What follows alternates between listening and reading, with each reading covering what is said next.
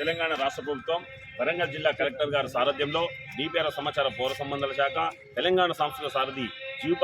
జూపాక శివ కళాబృందం చేత తడిచెత్త పొడిచెత్తపై కళాజాత కార్యక్రమాన్ని ఉద్దేశించి ఒక చక్కటి పాట మన కోసం, మన అందరి కోసం. తడి చెత్త పొడి చెత్త